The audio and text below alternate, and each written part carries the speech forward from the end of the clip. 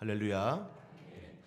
오늘부터 우리는 사도 바울이 로마 감옥에서 빌립보 교회에게 보낸 편지, 이 빌립보서를 좀 깊이 묵상하고 함께 나누는 시간들을 보내려고 합니다. 이 빌립보서는 짧습니다. 짧은 편지이지만 사도 바울의 뜨거운 사랑과 우리가 세상을 살아가면서 맛볼 수 없는 깊은 기쁨, 그리고 우리를 향한 하나님의 놀라운 섭리와 계획이 담겨 있습니다.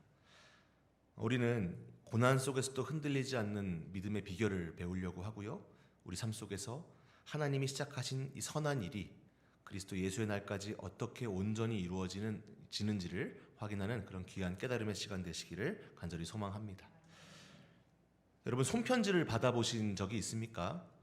요즘은 많이 드물죠. 요즘은 카톡 이렇게 메시지로 많이 주고받곤 하는데요. 손편지나 엽서가 주는 감동은 우리가 이루 말할 수 없이 잘 알고 계실 것입니다. 학창 시절에 좋아하는 가수, 배우, 연예인들을 위해서 방송국에 엽서도 보내보시고 했던 적들이 있으실 것 같아요. 저도 요즘 자녀들이 한글을 배우니까 이제 색종이에다가 뭐라고 막 적어서 아빠 사랑해요 이렇게 막 갖다 주곤 합니다.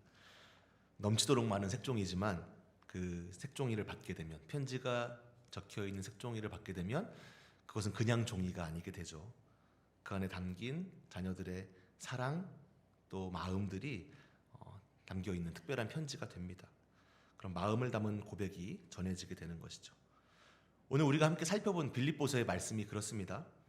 사도 바울이 그냥 형식적으로 쓴 편지가 아니라 진짜 편지로서 빌립보 교회 성도 한 분 한 분의 얼굴을 떠올리면서 그들과 함께했던 추억과 또 그들의 현재 상황을 궁금해하면서 또 구체적인 사람들에게 꼭 하고 싶은 말이 있어서 진심을 다해 쓴 삶의 이야기가 바로 이 빌립보서입니다. 이 편지는 바울 사도가 로마 감옥에 갇혀 있는 상황에서 쓰여진 것으로 추정합니다. 어쩌면 순교를 앞둘 수도 있는, 죽을지도 모른다고 하는 그런 절박한 상황에서 편지를 쓴 것이죠.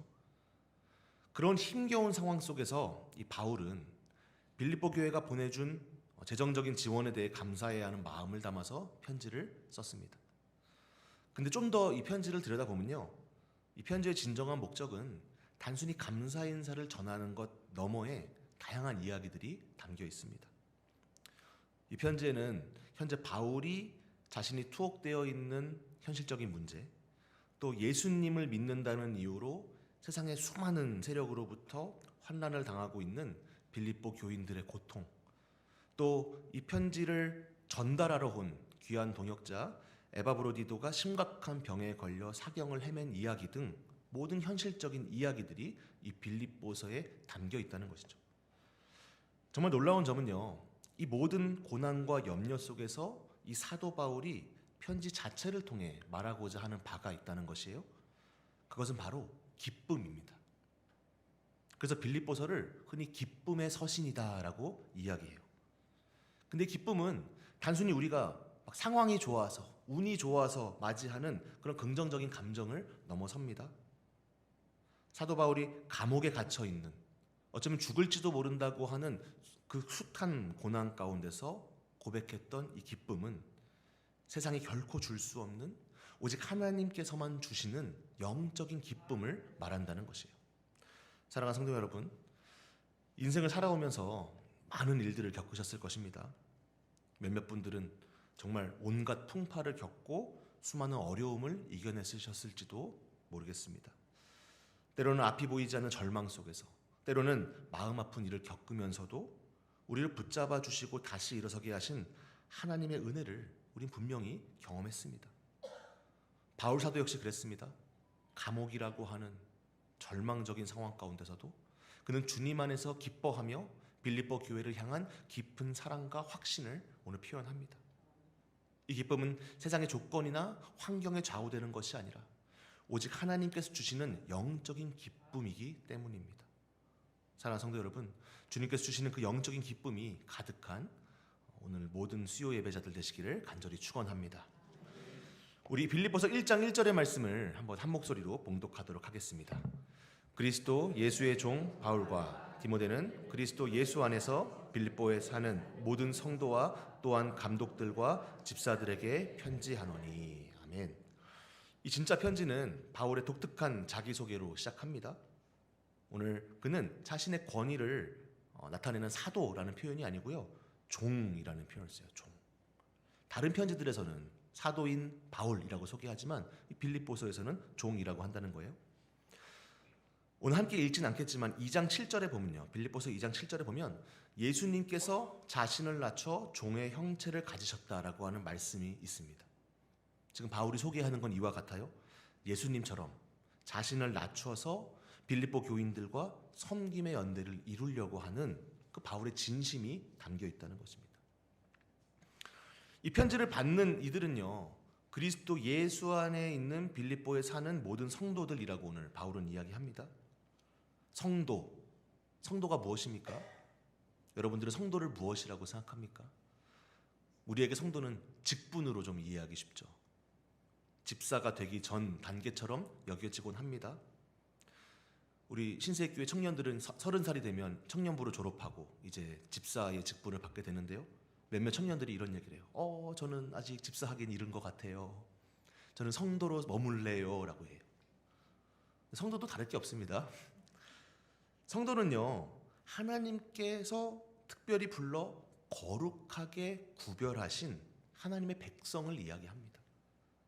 그리고 바울에 따르면요, 그리스도 예수 안에서 우리가 주님과 연합하여 새롭게 규정된 존재가 바로 성도다라고 말하고 있어요.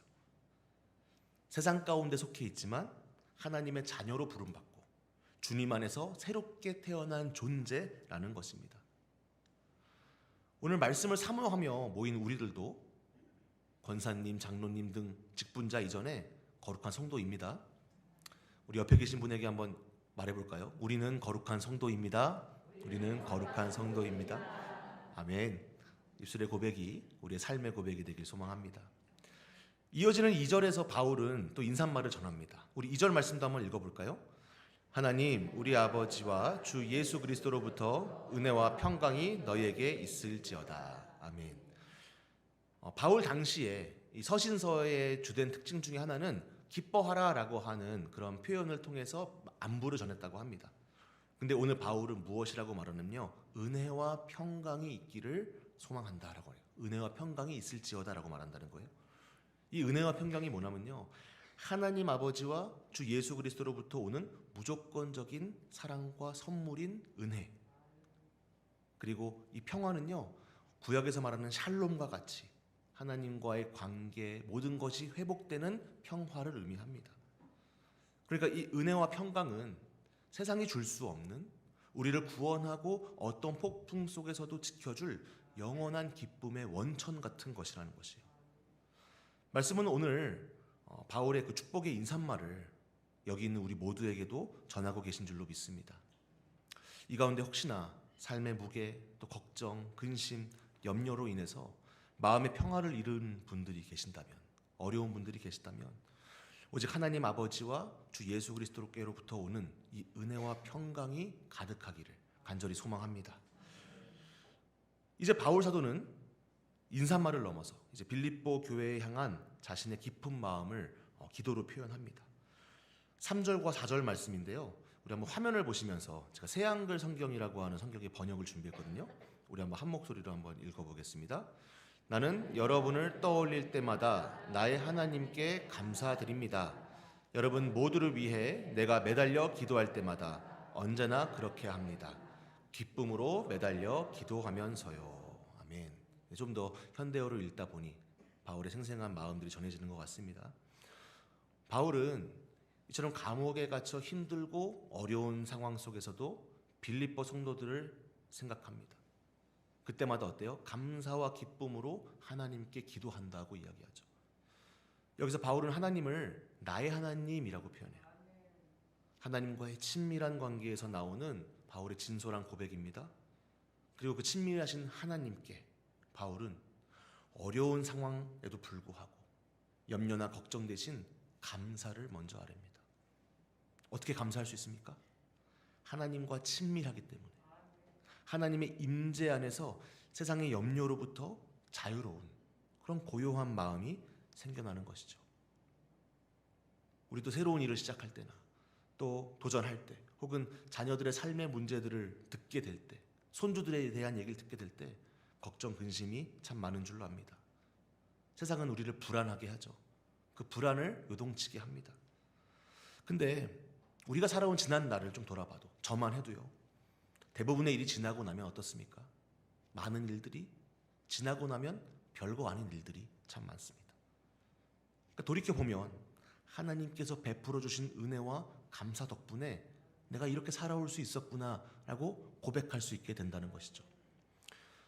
바울 사도도 이 빌립보 교회를 생각할 때 그들이 겪는 어려움과 염려도 있었겠지만 먼저 감사할 일을 하나님께 올려드렸다라고 고백합니다. 바울이 이처럼 기쁨으로 감사하며 기도할 수 있었던 것은 바로 이 빌립보 교회와 자신이 복음 안에서 함께하는 기쁨을 누리고 있었기 때문입니다. 오늘 1장의 말씀은 이 함께하는 기쁨에 대해서 이야기합니다. 총 3가지로 걸쳐서 이야기하는데요. 첫 번째 이 함께하는 기쁨은요, 우리가 여태까지 읽어온 서두에 있습니다. 바울이 자기 자신을 어떻게 표현했어요? 그리스도 예수의 종이라고 표현했죠. 또 빌립보 교회를 그리스도 예수 안에 있는 성도들이라고 부릅니다. 이미 호칭 속에서 우리가 세상 속에 있지만 그리스도 안에서 특별히 부름받고 하나 된 존재다라는 사실이 담겨있죠. 우리의 어떤 자격이나 공로가 아니라 오직 하나님의 은혜로 성도가 되었고 그리스도 안에서 새로운 피조물이 되었습니다. 이처럼 주님 안에서 우리가 모두 한 몸 되었기에 세상이 줄 수 없는 은혜와 평강을 함께 누릴 수 있게 되었다는 것입니다. 그래서 진짜 편지가 얘기하는 함께하는 기쁨은 뭐예요? 우리가 이 인산만 안에서 은혜와 평강을 누리는 새로운 성도가 되었구나라는 사실이죠. 오늘 편지가 말하는 두 번째 기쁨은 여기에 있습니다. 5절 이하의 말씀인데요. 복음을 위한 헌신과 동역에서 비롯된다고 이야기합니다. 오늘 바울은 5절에서 이렇게 얘기해요. 복음 안에서 첫날부터 지금까지 나와 함께 참여하고 있다라고 이야기해요. 빌립보 교인들에 대한 이야기하는 거죠. 나와 함께 참여하고 있다. 바로 이 참여에 대해서 이야기하려고 하는데요. 이 참여는 헬라어로 코이노니아라고 합니다. 우리 많이 들어보셨죠? 코이노니아. 이 코이노니아는요, 단순히 친교의 의미를 넘습니다. 교제와 친교의 의미를 넘어서 함께 나누고 동참하며 함께 연합하는 깊은 관계를 의미합니다. 이 코이노니아의 첫 번째 모습은요, 물질을 함께 나누는 것을 이야기합니다. 빌립보 교회는 이미 바울의 사역을 위해 여러 차례 재정에 도움을 주었죠. 우리 고린도후서 8장 1절부터 4절 말씀이 화면에 나올 텐데요. 우리 함께 한 목소리로 한번 읽어보도록 하겠습니다. 형제들아, 하나님께서 마게도냐 교회들에게 주신 은혜를 우리가 너희에게 알리노니 환난의 많은 시련 가운데서 그들의 넘치는 기쁨과 극심한 가난이 그들의 풍성한 연보를 넘치도록 하게 하였느니라. 내가 증언하노니 그들이 힘대로 할 뿐 아니라 힘에 지나도록 자원하여 이 은혜와 성도 섬기는 일에 참여함에 대하여 우리에게 간절히 구하니. 아멘. 방금 읽은 본문은요, 마게도냐 교회가 예루살렘 성도들을 위해 섬기는 일에 참여함을 간절히 구했던 것인데요. 오늘 빌립보 교회와 동일한 상황이죠. 오늘 바울이 이야기하는 코이노니아는 이처럼 물질을 함께 나눈 사역 이와 같습니다라고 말한다는 것이에요. 그들의 헌금은 바울에게 귀한 도움이 된 것을 넘어 하나님이 기뻐 받으시는 향기로운 제물이자 함께 복음 사역에 동참하는 아름다운 예배였다는 것입니다. 헌신에는 물질이 따르지 않을 수 없습니다. 가끔 설교자의 입장에 서서 이러한 이야기를 하다 보면 물질을 내세요라고 하는 것 같이 들리기도 할까봐 걱정이 되는데요. 사실 물질이 제일 쉽습니다. 전 다음 세대 사역을 하고 있죠. 차라리 물질로 해결됐으면 좋겠습니다. 그럼 정말 헌금 많이 하세요. 헌금만이 답입니다 라고 할 수 있을 것 같아요. 오히려 다음 세대 사역을 하면요, 물질의 효능이 참 적습니다. 시간과 마음을 드리는 것에 비하면 오히려 물질은 너무 가벼운 것 같아요. 저 어렸을 때 교회학교 생각해보면 지금도 생각나는데, 교회학교 예배 끝나고 분반 공부하잖아요. 그러면 빵집 데려가주는 선생님이 최고였어요. 소세지 빵을 먹을 수 있다니. 소세지 빵을 사주면 뭐 빵도 여러 가지가 있잖아요. 뭐 소보로 빵은 뭐 300원, 500원 막 이런데 소세지 빵은 1,000원 정도 했단 말이에요. 사주면 바로 충성. 근데 요즘 아이들에게 야 소세지 빵 사줄게 먹히겠습니까? 네, 배가 불렀습니다. 독일에서 들여온 소세지라고 해도 애들은 간에 기별도 안 갈 거예요. 관심도 없을 거예요. 이런 시대에 물질의 참여는 참 적죠. 진짜 중요한 것은 무엇입니까? 마음이죠. 마음. 이 영혼들을 위해 함께하는 복음에 헌신하고 동역하는 그 마음, 시간, 정성이 너무나도 중요합니다. 그러니까 말씀을 보니까 빌립보 교회는 바울이 겪는 고난과 사역에도 함께 동참했다고 해요. 그러니까 물질만으로서의 참여를 한 것이 아니라 고난과 사역에 함께 동참했다는 것이죠. 바울이 감옥에 갇혀 복음을 변호하고 확증하는 일에 이 빌립보 성도들이 함께 기도하고 후원했다는 것입니다. 이것은 물질만으로 가능한 것이 절대 아니죠. 온 시간과 마음을 다해 바울을 위해 기도하고 함께했다는 것입니다. 그리고 바울은 이 동역을 통해서 7절에 뭐라고 나와요? 은혜에 참여한 자가 되었다고 고백하죠. 그리고 이 은혜를 누린 바울이 8절에서 고백합니다. 우리 8절 말씀을 한 목소리로 한번 읽어보겠습니다. 내가 예수 그리스도의 심장으로 너희 무리를 얼마나 사모하는지 하나님이 내 증인이시라. 예수님의 긍휼을 닮은 이 깊은 사랑은 함께 복음의 길을 걸으며 같은 싸움을 하는 동역자로서의 기쁨에서 나온다는 거예요. 사랑하는 성도 여러분, 우리가 그리스도 안에서 서로에게 속한 지체로서 삶의 모든 영역에서 서로를 위해 중보하는 공동체가 되기를 간절히 소망합니다. 마지막으로 진짜 편지가 전하는 세 번째 함께하는 기쁨은 바로 하나님이 시작하신 선한 일이 반드시 완성될 것이라고 하는 그런 견고한 소망이 있습니다. 우리 6절 말씀을 한 목소리로 한번 읽어보겠습니다. 너희 안에서 착한 일을 시작하신 이가 그리스도 예수의 날까지 이루실 줄을 우리는 확신하노라. 아멘. 우리가 넘어지고 부족함을 느낄 때도 우리 안에 선한 일을 시작하신 분은 누구십니까? 하나님이시죠. 그분은 자신의 시작하신 그 일을 반드시 완성하시는 신실하고 성실하신 분이십니다. 우리의 구원과 신앙의 여정은요, 전적으로 하나님께서 주도하시고 완성해가는 역사입니다. 이 그리스도 예수의 날에 우리 모두는 하나님께서 시작하신 일을 통해 완전해지실 것입니다. 바울의 이 마지막 기도는 이 소망을 더욱더 구체화합니다. 마지막 9절에서 11절 말씀인데요. 우리 새한글 성경을 제가 준비했거든요. 화면을 보시면서 한번 한 목소리로 읽어보겠습니다. 나는 이렇게 기도합니다. 여러분의 사랑이 깨달아 아는 지식과 모든 면에서 꿰뚫어보는 통찰력을 더함으로써 점점 더 넘쳐나게 해주시기를 기도합니다. 그래서 여러분이 최선의 것을 가려낼 수 있기를 기도합니다. 그리하여 여러분이 그리스도의 날에 순수하며 걸릴 것 없는 사람이 되게 해주시기를 기도합니다. 여러분이 예수 그리스도를 통하여 얻게 되는 의의 열매를 가득 맺어 하나님께 영광과 찬양이 돌리게 해주시기를 기도합니다. 아멘. 바울의 마지막 기도죠. 빌립보 교인들이 함께 하나님께 영광 돌리는 삶을 살아가며 함께 아름다운 열매를 맺길 바라는 소망입니다. 주님께서 우리 삶에 시작하신 선한 일이 궁극적으로 완성되어서 함께 하나님께 영광 돌릴 그 날을 바라보는 기쁨이 어떤 역경 속에서도 흔들리지 않는 참된 소망의 기쁨인 것입니다. 이 바울의 기도가, 이 말씀의 고백이 우리의 고백이 되기를 소망합니다. 사랑하는 성도 여러분, 오늘 우리는 이 바울의 진짜 편지인 빌립보서 1장에서 11절까지의 말씀, 그 안에 담긴 복음 안에서 함께하는 기쁨에 대해 살펴보았습니다. 이 기쁨은요, 단순히 개인적인 감정이 아닙니다.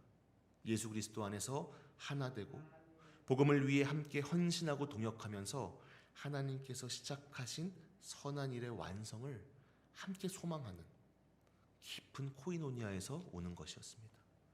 이러한 함께하는 기쁨은 오늘 살아가고 있는 우리에게도 동일하게 주어지는 하나님의 선물입니다. 세상은 여전히 고난과 염려로 가득합니다. 그러나 우리가 하나님의 은혜와 평강 안에서 서로 사랑하고 섬기며 코이노니아를 이룰 때 그리고 주님께서 우리 안에 시작하신 그 선한 일을 그리스도의 날까지 온전히 이루실 것이라고 하는 확신을 함께 붙들 때 우리는 환경과 상황을 초월하는 참된 기쁨을 경험하게 될 줄로 믿습니다.